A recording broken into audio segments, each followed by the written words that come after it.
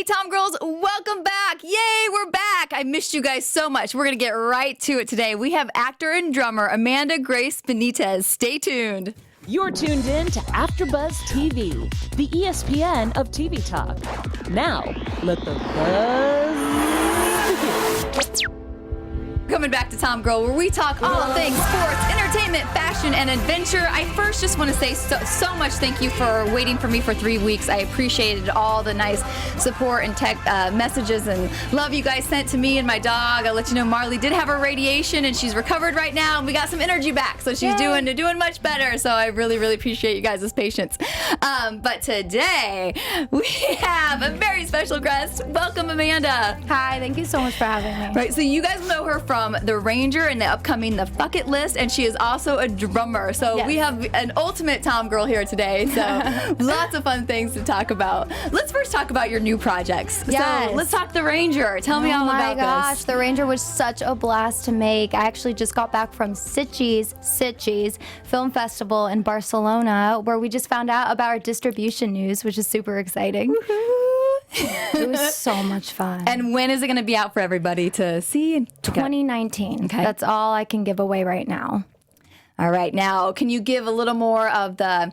I know you can't give away a lot of details with the film, but like tell kind of the premise, your character, things you loved about it. Totally. So The Ranger, it's about 4 punk kids that end up going to this warehouse party. There's a new drug on the street called Echo. Everyone's on it. Things get out of control. The cops come. And something happens. I can't give away a spoiler, but it makes us kids, us punk kids, have to go to the forest to relocate, where we come face to face with a park ranger, axe to grind. Uh-oh. And I play Amber. Yeah. What do you like about Amber?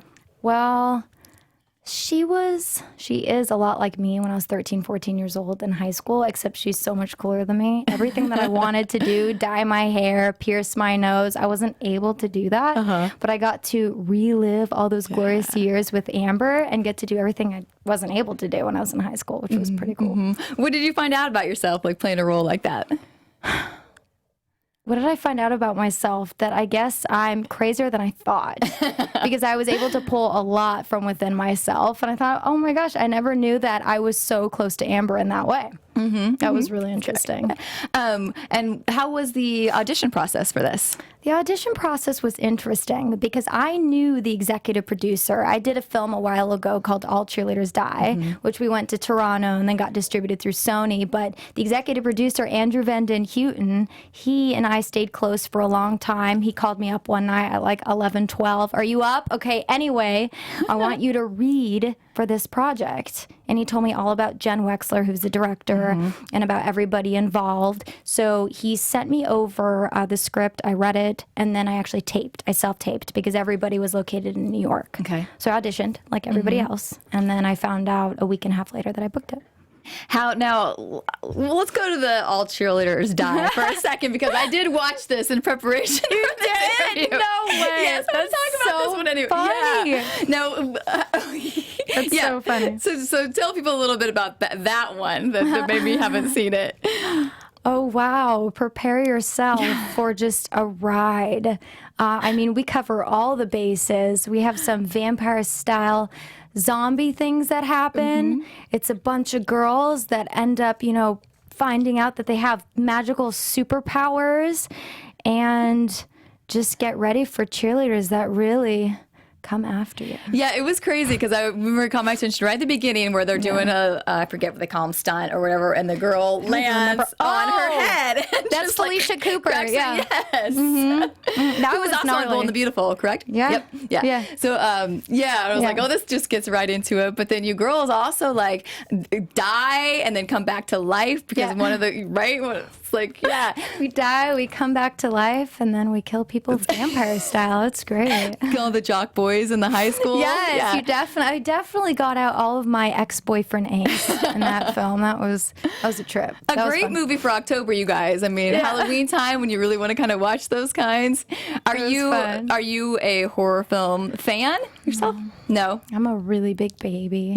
I mean, even with like commercials, I have to change them. It scares me. But being on set and creating horror films, it's such a blast. I wish I could actually take that knowledge that I have when I'm creating a horror film and go sit in a movie theater and enjoy it, but I still can't. Especially if it has anything to do with real life or exorcism. I just can't. Yeah. My nightmares. I'm with you on the exorcism. I actually really do like scary movies, but the exorcism ones, I don't. Like, it just took it too far for me.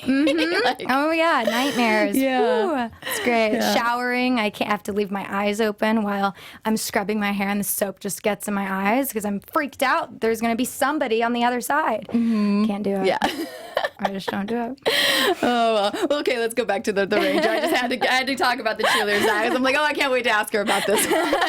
That's so funny. What really, it was 80s, so it's throwback to 80s horror films for the Ranger. So what kind of throwbacks are there in there? Do you know? Throwback to 80s horror thriller? Oh, okay. Well, I mean, I haven't watched much 80s horror, but all the music. So I'm really big on the music. It's all 70s, 80s music, which was cool. You know, even there's a song at the end which isn't technically punk, which is Duran Duran. So then, you can get the vibe of the film. Yeah. It's really cool. I think the film has such an epic soundtrack, and that's all due to Heather Buckley. She really put it together nicely. So that's the only thing I could tell you is a throwback. Also, if people are familiar with Lisa Frank, I'm a 90s kid, but Lisa Frank was really big also in the 80s. So it's just bright colors, think comic book, glitter. I mean, there's something very interesting with all of the scenes that involve blood. Our makeup artist actually incorporated glitter and everything. So everything is really stylized and cool. Oh, very fun. Yeah. Were there anything that surprised you working on this film? Yeah, that I'm able to do. There's so many situations, especially with horror films, where you have to do certain things over and over and over. And, if you've already seen the film, which there have been a handful just with different festivals, but there's scenes where I'm lying on the ground. I don't want to give it away, but I was on the ground for hours. And I guess something that surprised me was I was able to just keep going. I always pressure myself and stress on myself to always give everything my all. So that's something that's really cool that I get to take away from everything is when I watch something, it's like, okay, cool. We did that for 6 hours, but I'm really glad that it's what Jen, the director, wanted. And that always surprises me. Yeah. What is kind of your methods or how you get into roles? I used to not say this, and now I do say this. I pull a lot from within myself and different experiences that I've had in life. So I do a lot of method acting, which is just, especially if somebody's dying or whatever it is. I never stay in that situation. I never like to bring a certain energy on set and make somebody feel uncomfortable. But definitely during a scene or two, or how I prepare, is I try to really connect with everything, just so that I make sure that the audience always feels everything that I'm doing, and it's a really natural raw performance, and not something that's I really dislike, and I always talk to different actors about this. I don't like it when something is performed a certain way or said a certain way, because then it's not authentic. Wait, what kind of training did you do? I did Groundlings, which was just for improv. I've been to almost every school, so many different acting schools. I remember my parents both said, well, if you're not going to go to college, then we'll invest every cent we have into acting classes, like we would if you were in college. When I was in high school, they were doing all of this. And nice, Mom. My mom's We got Mom in here. Yeah, but yeah, I pull little things from every single school, but the schools I didn't like were the ones that they, always told us that, it's so hard. And it's really not, because ever since, when you're a little kid, you're already playing pretend and make believe. Yeah, it's probably getting out of the way as you get older, right? When you start shutting that stuff down, it's opening that stuff back up. Don't show emotions. Don't show that you care. And this is all about show everything. Yeah. That's great. So let's talk about, you have another fun project coming out too. And we can swear here, so we're just going to say the fuck it list, right? How are you technically saying that? The F it list. The F it list. F with an asterisk. I see the F asterisk CK list. So I was like, list? No, just kidding. It's weird. Our working title is The List. So I just say the effortless. Yeah. It's kind of fun to say, but so this fun. One, big cast in this one. Yeah. Mm-hmm. So do you want to say, so it was like Peter Facinelli, Ellie, Jerry O'Connell, yeah. He is fantastic.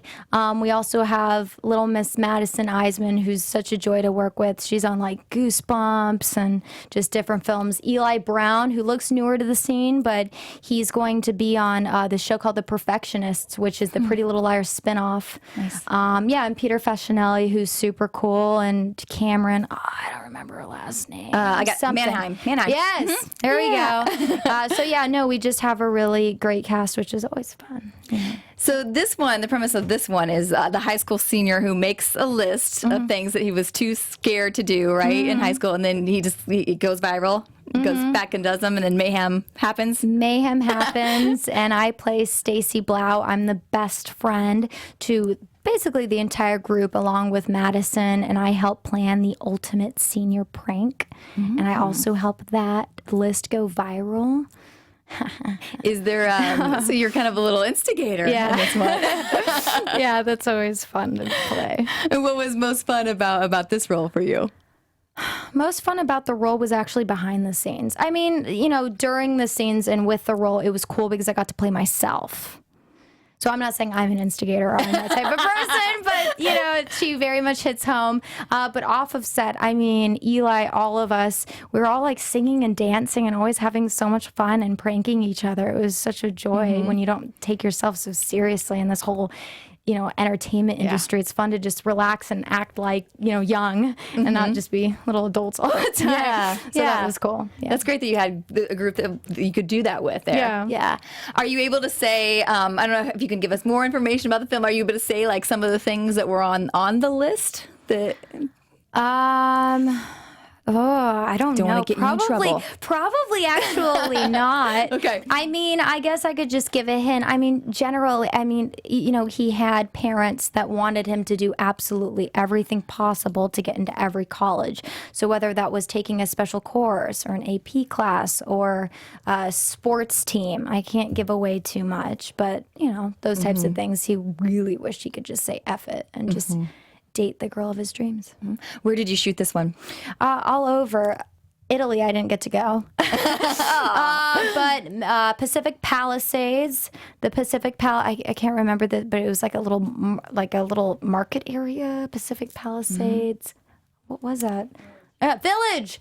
Mom, to the rescue. Pacific Palisades Village, all over like Encino area with the homes in Italy. Just like 3 little different areas. Now, do you have a list of things that if you were to go back to high school, things that you wish that you weren't scared to do or things that you had done? What are some of those? Well, I didn't have parents that pressured me to do anything except follow my dreams. But I would say, things about like caring about what people think of me. I wish I could say F it. If I could go back, I would have such a better experience. That's actually my number one. I'm going to leave it at that because that really affected me. And I think it affects everybody growing up. Yeah. What does so-and-so think of me? And they're so crazy about thinking about their own life and what they think other people are thinking of them that, high school. Yep. Let me see.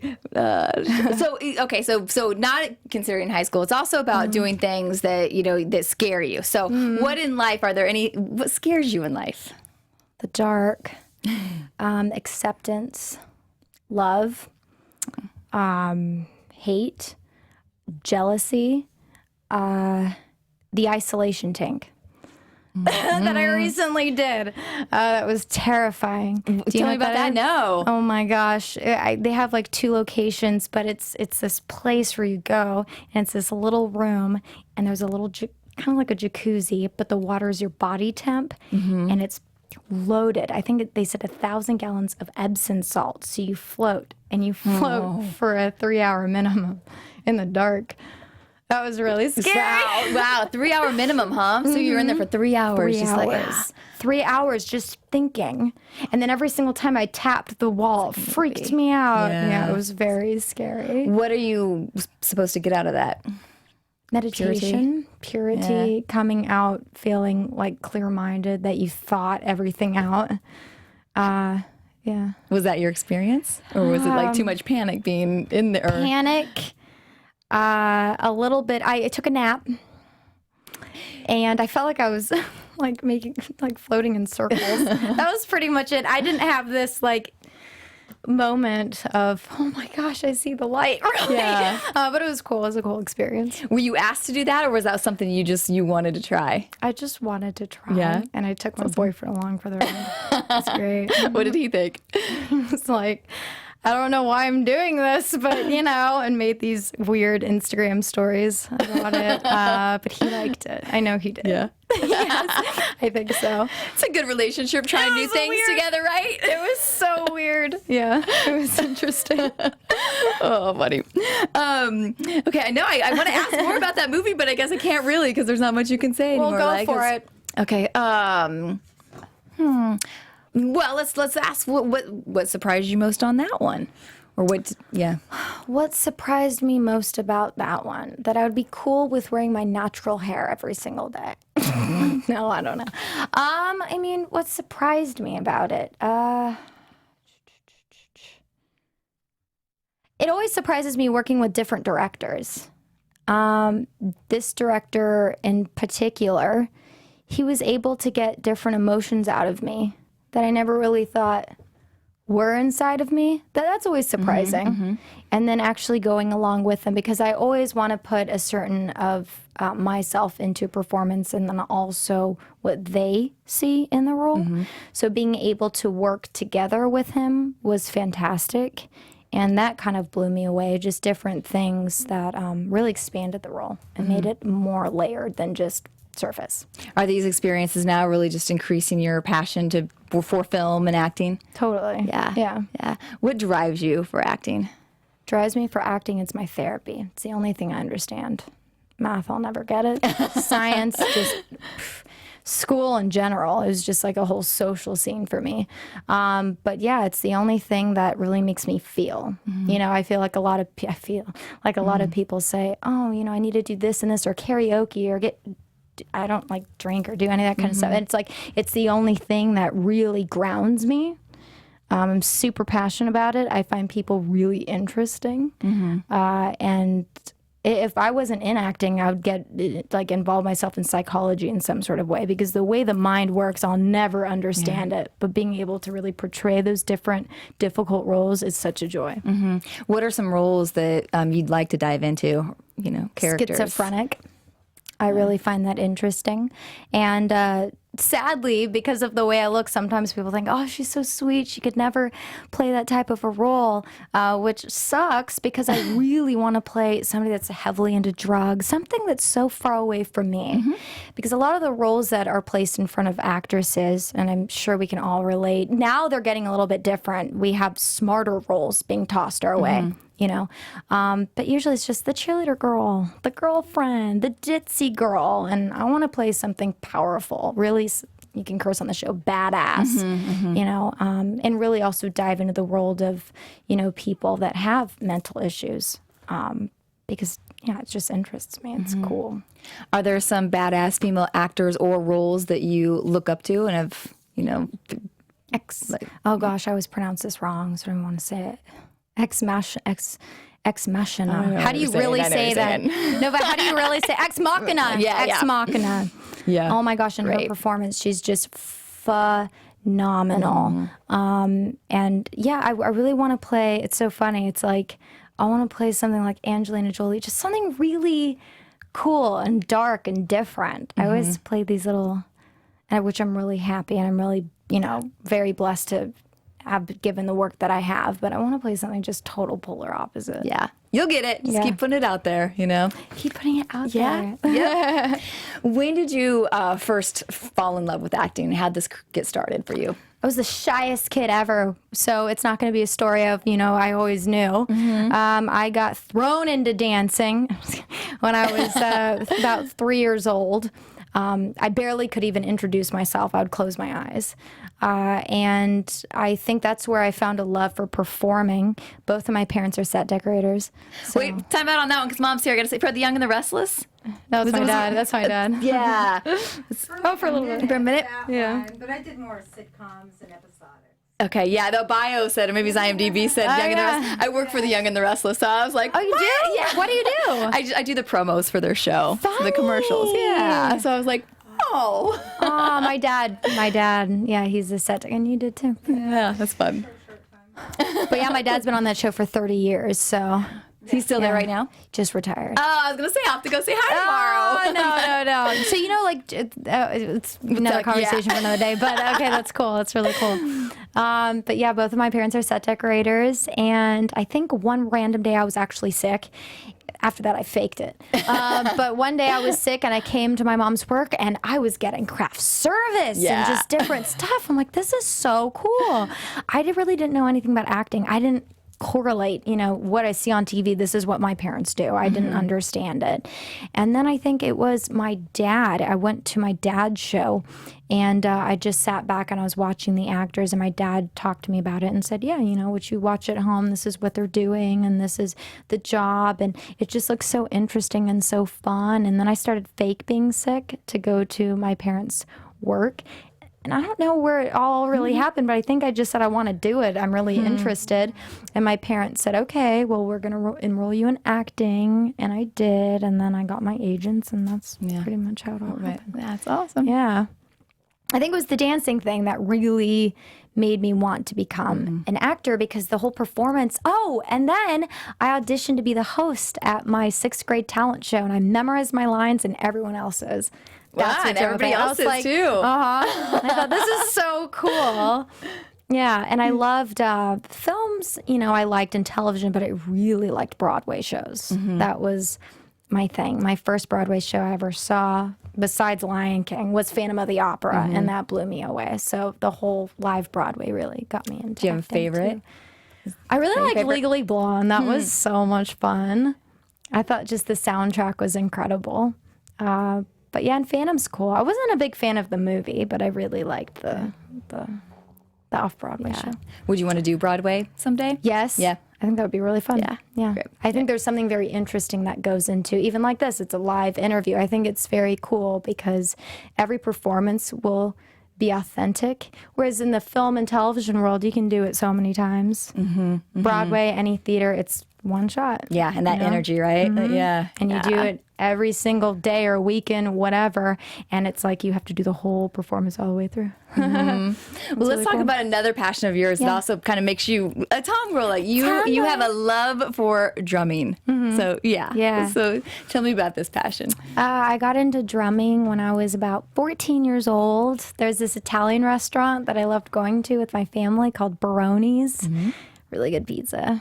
I'm vegan now, so I can't really go. But Baroni's, and it was in Sherman Oaks, right next door to Guitar Center. And my dad and I, we were early for a reservation one night, and we thought, let's go to Guitar Center. My dad's a guitarist. So we went there, and for some odd reason, I walked upstairs to go to the drum room, and I sat down, and I just remembered basic songs and different like little drum beats. So I just did the really basic rock beat, and my dad watched from afar and was astounded that I could just keep a beat. So for my Christmas present, he bought me a drum set and signed me up for lessons. And that's how it all started. And I started taking my lessons, and I loved it. Something about dancing, you're dancing to beats, you're moving. So I understood and I connected with it automatically. And I've been doing it ever since. And I just really love it. It's an escape. It's something that's different, something that I have control of. In the acting world, I don't. So with my drumming, it's very physical too. And it just feels good. Yeah, I bet you get some release too from that. I get so much release, and sorry, my headset's falling. I get so much release, and it's just such a cool hobby to have. I think you should always dive into different things rather than just focusing on one thing all the time. Yeah, for sure. Helps I think me. it probably takes some of the focus off that when Totally. Yeah, and you've been in a band, but then you also had a role on Nickelodeon School of Rock. Yeah, that was so much fun. Yeah, we have a picture of you from that up there. Aww, he's so cute. Yeah. It was so funny. That was my love interest actually on the show. Yeah, talk about your role briefly on that one. That was cool. I mean, her name's Beth. She's a drummer. She's a little drama starter. She always has an issue with everything, especially her boyfriend, Sid. She always wants to be center of attention. So whenever she comes in, she's always squabbling. She's always having an issue with her boyfriend, which makes the whole rest of the cast question their romance. So we were kind of the two that would always go in and cause some commotion. But it was fun. I've never been able to play drums in an acting role. I hope it sort of breaks that stereotype because there's so many badass female drummers out there. So many. I mean, check out YouTube. But the only thing that's really been seen in the world of cinema are men. So I just thought that was really cool and random. Yeah. Really fun. There's your screenplay to write. I know. Work on that one. Write yourself in there. I know, right? Yeah. I know that's something that's been tossed around a few times. Yeah, no, it's great. Yeah, I definitely would watch that. Oh. Yeah, we also talk some fashion here because TomGirl is like girls also like fashion. So I pulled some pics from you from we'll just have to kind of roll through these. But like you have some great. What's your kind of, and you can just kind of go through these, Juliet. But what's your like kind of, how would you describe your red carpet kind of fashion and your attitude? Oh my goodness. Well, I have these two awesome stylists named Lisa and Tyler who know me inside and out. Because before I even started working with them, they just kind of looked through my Instagram and saw random photos and they got my vibe. If you look at my closet, it's sort of like an 80s and 90s vibe. I really love the rocker look, but I also try to incorporate being feminine because if I could, I'd probably wear boy clothes all the time. I just love big denim, wearing denim, just big, different stuff. Jewelry I'm really into. So I like to combine a lot of, I guess you could call it rocker chic. Type of vibe, which I believe my stylists do a really good job incorporating that. Because I'm not one to wear a really frilly dress, but they somehow, even that, I mean, it's like feminine, but at the same time, it's just so cool looking. Yeah. They all have an edge, and like and that's what the whole TomGirl kind of thing is too. Like even today, you have like the denim, but it's also it's tighter and it's got cool patches and funky. Like there's just there's the tomboyish look, but then flared up to give it that girl attitude. I wore it for so the cute. Ranger. I love, so cute. Thank you very much. I always like to buy something that's interesting. I'm not a big bag person, even shoes. I mean, I'm a boot person, but I love jackets. I just feel like fashion is just like the last art form. I feel like everything else has been done, so to say. So, and I always feel like I go to the mall and it's like all these things that were popular from back in the day, they're coming back. So it's always cool to like mix and match, and it's the only way you can really be yourself and be different. I love jackets and boots too, and it's also because you can mix them with so many different things, and you can make so many different like attitudes and looks out of them and stuff. So they're fun. Yeah, it's really fun. Good. Fashion's fun. Yeah. All right, well, real quick, we're going to jump to each week here. We do a TomGirl of the week. So today I want to tell you guys about this girl that I follow on the Instagram. I'm hoping to get her on here soon. So this is @theblondeabroad, and you guys should all check her out. She just posts beautiful pictures like this one there, and she travels just all over the world posting really fun photos with female empowerment and also just cool places that all the time I'm like tagging them like, okay, I need to go here, I need to go here. But the group with all the women there is also another site that she has called @TBA Escapes. And you can go to their website, tbaescapes.com, and you can join a waiting list. And this is called From the Beach to the Bush. She gets a group of, these girls all don't know each other. They just sign up and they're all want to take these photography classes. And so they do South Africa photography tours. And these people are just posting rave reviews about it. Like, they didn't know each other, but they just left having like such a good time and just seeing all these amazing things. And just seems like a great, fun group. So I wanted you guys to check her out. All right. So back to you. Check her out. Yeah. Check her out. Follow her. But back to you. So let's talk before we go. I know we don't have much time left. I want to talk about any upcoming projects. I hear you might have your own fashion line in the works. Yeah. So that's something that's been in the works, and it's something that I hold really dear and close to my heart. I'm Panamanian, so I'll just give this out. It's called Prayer. Praer. And the whole vibe of it is bright colors, really being able to express one's individuality. I feel like even myself and a lot of other people were just in a sea of wearing black all of the time. And I think it's definitely different. I was very inspired by Panama and just different pictures. And I don't want to give too much away, but it's definitely something that embraces a culture that's never been seen before. I've had so many conversations with different travelers that I've never even heard about, you know, can I just say it? The Sandblast Islands, and there's these Indians that live there, and just the type of work that they create just with what they wear amongst their tribe is just breathtaking. I'm astounded that it's never been done before. So when I realized it's never been done before, and I am Panamanian, I just felt, you know, so close to it, and it feels innate, and I felt like I really needed to do it and really bring it and show the world. That's awesome. Yeah. How long do we have to all wait for this, or is it going to be still project in the works? Well, I do have about 30 pieces, and they're all original, and a few of my friends, I have gifted it to them, but it's something that I'm in conversation about doing something I'm not terribly sure about, which would be going through a different company and doing mass production and, you know, doing all this kind of stuff. But I hope, hopefully within the next year, I have something that's out there because everything's ready to go. I just have to hold back and make sure that the time's right when I do push it out. Well, it will be. Yeah, you'll know how to handle. Yeah. You know how to handle that and go with your gut on that. It's all about timing. I feel like so.